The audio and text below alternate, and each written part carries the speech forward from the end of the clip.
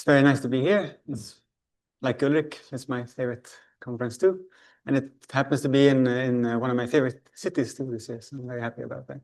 So I tried to make these slides in a sort of a homage to Glasgow. And I realized I got too excited and the slides became way too big, and there's just silly animations and stuff. So I apologize in advance for this, but right. So this talk is about the computation of a homotopy group in homotopy type theory. And so it's pi5 of S3, which, if that helps with intuition, I don't know if it does. It consists of 5-dimensional loops on the free sphere. There is previous work in this setting. So in the hot book, people prove that pi n of Sn is isomorphic to the integers. Brunerie, quite famously at this point, proved that pi4 of S3 is isomorphic to Z mod 2 in his PhD thesis. And of course, there's been a bunch of other results. So in this talk, we're going to prove that pi5 of S3 is Z mod 2. And then the natural question is, of course, why should we care about this? And the answer is, well, we don't really care about this. Actually, what we do care about is pi6 of S4. That's the really exciting guy. And why is this, of course? Well, if you look at, so you have this table here of homotopy groups of spheres. And what you can do is you can look at the diagonal, and you see that all the sort of diagonals, they start stabilizing. So these are called the stable homotopy groups. So this diagonal was computed in the hot book. This diagonal here was computed by Brunerie in his PhD thesis. So basically, it's enough to prove that pi4 of S3 is Z mod 2, and then you get the rest of the diagonal for free. So this work, the attempt here is to compute the next diagonal, which starts at pi6 of S4. Now, fortunately for us, because pi6 of S4 is hard to compute, but computing pi5 of S3 is a bit easier to compute. So that's why we're computing pi5 of S3 instead. That's the whole reason. Right. So our work is a natural continuation of Brunerie's thesis. And he's proved that pi4 of S3 is Z mod 2. So his strategy was first to prove that pi4 of S3 is isomorphic to Z mod n for some constructively defined number n, and then he would sit down and prove with pen and paper that this n has absolute value 2. And of course, this is a little bit silly, because if you have something that's constructively defined, you shouldn't have to prove that it's equal to 2. I mean, you should be able to just stick it into a computer and run the program and see. Well, n is equal to 2, obviously. Well, I didn't mention. Sorry, yeah. This is problematic. Can I go back actually? Yeah, didn't need to. So this is problematic. This number n, which is now called the Brunerie number, is simply too complicated for the computer to spit out. Well, the algorithm, I guess, that's implicitly defined in this number is just too complicated for the computer to run in reasonable time. It runs out of memory in particular. So our proof will follow the same strategy. We're going to construct a natural number n and prove that pi5 of S3 is isomorphic to Z mod n. And then we are going to see that this n is difficult to compute. Or is it? There's a question mark there, which suggests that maybe it's not actually. But more on this soon. Let me first start with a little bit of the sort of mathematics behind these proofs. So I don't want to get too deep into the homotopy theory. This is supposed to be a type theory conference, but I want to talk a little bit about some homotopy theory. So, well, the mathematics is a bit involved maybe. We will need one higher inductive type in this talk, and that'll be cofibers. So the cofiber of a function f is just a push out, this push out.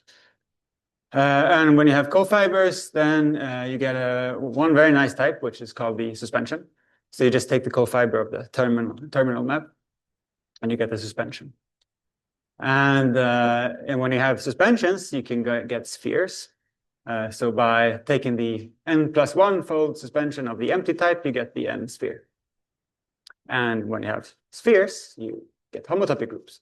So if you have spheres, you can start looking at base point preserving functions from the n sphere into some point of type A, and that's going to be the nth homotopy group of A. Now I have a set truncation here. I will basically disregard this when I write things, and I will very often treat pi n of a as just maps from Sn into a and ignore the set truncation. But it is needed for technical reasons. Okay, now there's a very silly map you can form, which is actually quite important despite being silly. It's called a pinch map.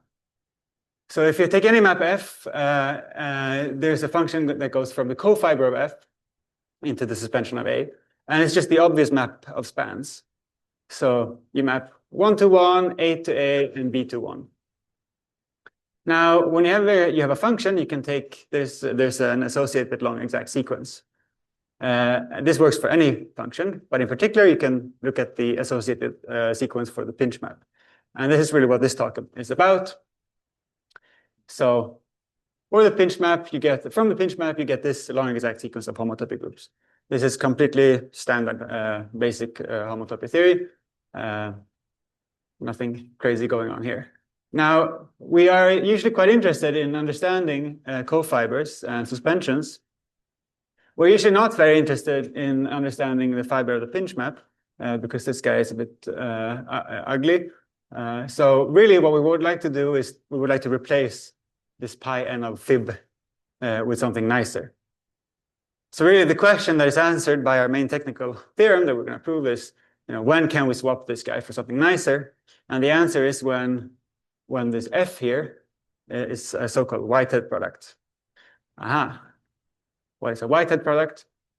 Well, facts, they exist. We can define them in hot. So given pointed functions f from the n sphere into A and g from the m sphere into A, there's an associated function called the Whitehead product, which goes from the n plus m plus 1 sphere into A.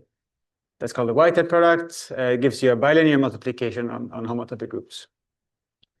Now, why are these interesting in general? Well, because, one example is from Guillaume Brunerie's thesis.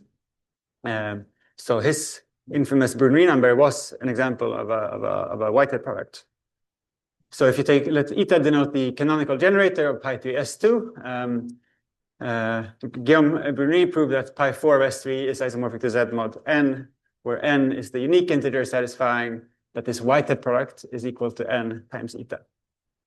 So Whitehead products appear, and they will appear today too. So we're going to prove a very similar result to Brunerie's theorem, but for pi5 of s3 instead. It will also involve Whitehead products.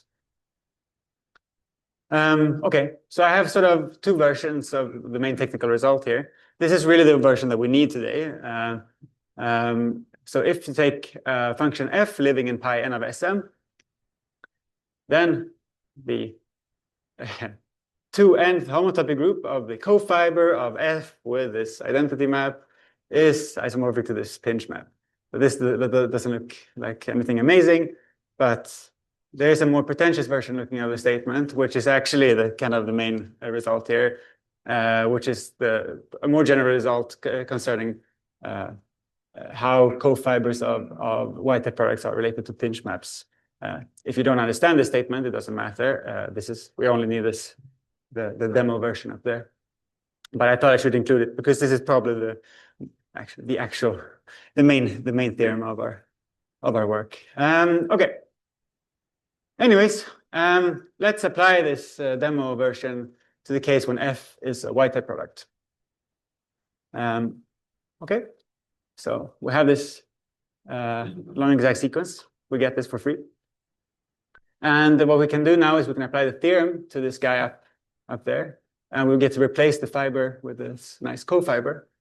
Now, why is this nice? Well, because it turns out that this Whitehead product is actually constant, which makes it very easy to prove that this is actually the same thing as pi4 of s2.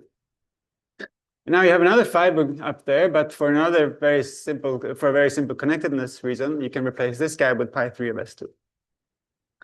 And now this pi4 of this cofiber there and pi3 of this cofiber there, they were already computed by Guillaume Brunerie in his thesis, so we can replace those as well. And we have this very pretty looking sequence now of homotopy groups of spheres. And we know all of them except for one, namely the one that we're trying to compute here today. So we end up with this sequence here. Okay, and And then you stare at the sequence for a little bit. So I'm calling the first map D. And you remember that you did algebra in your undergrad. And you realize that actually from the sequence, you can deduce that pi 5 of S3 is Z mod n, where n is 2 minus D1 for D, that map up there. So we just need to check that D1 is 0. Okay. So how is D1 obtained? Well, it's obtained by applying the isomorphism between pi 4 S2 and Z mod 2 to a certain composite map going from pi 4 into S3 into S2. Okay. Well, of course, instead of actually applying D here, we can just check that this thing is trivial. That would be very easy. It would be a nice proof if that worked. Well, actually, if looking at that, it actually turns out that just checking that this kind of composition map from pi 3 S2 into pi 4 S2 is a homomorphism. So this is actually enough because this white product up there is of magnitude 2. So it would vanish if this happened to be a homomorphism. But is this actually a true statement? Well,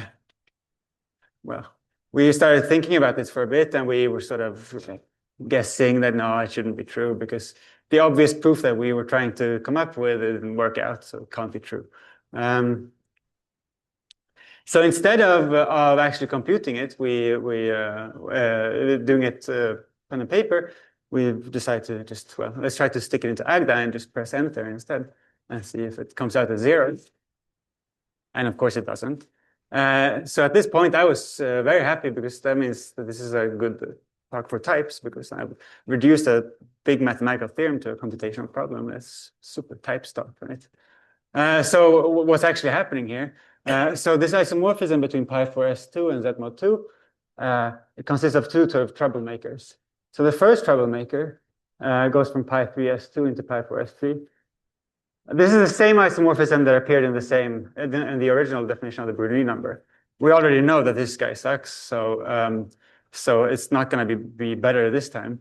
The second guy is almost worse because it's implicitly constructed using the proof that the original Brunerie number is equal to 2. So this guy is also going to be very complicated to actually compute. So if we want to compute this number D1, well, if we can't compute the original Brunerie number well, then we can't compute this new thing either.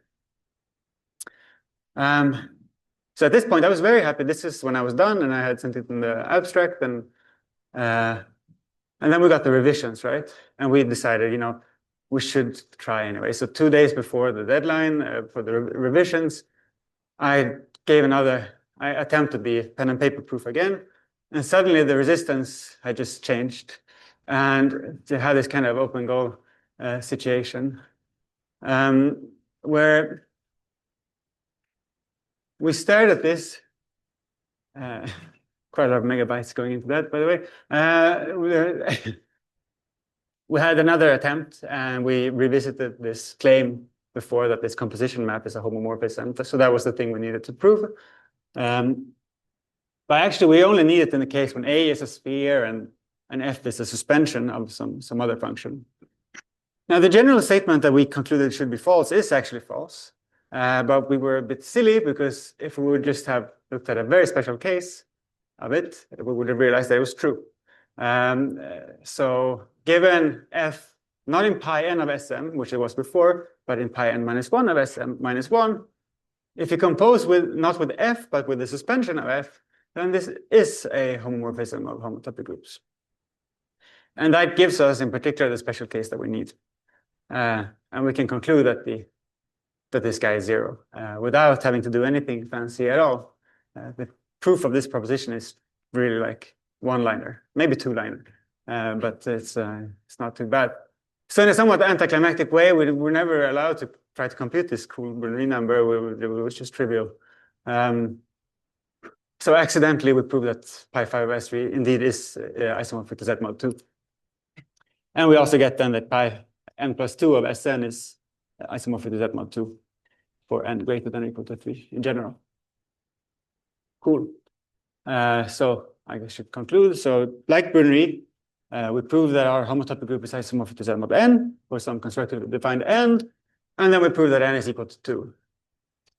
And just like in Brunerie's case, we did this. So this value of n first seemed very difficult to compute mathematically, then seemed even worse to compute digitally, and then turned out to be quite easy to prove mathematically. So now I'm looking for a true Brunerie number. I want something that's actually really hard to compute both mathematically and computationally. So maybe next year we'll get this guy. Let's hope. But until then, I'll say thank you for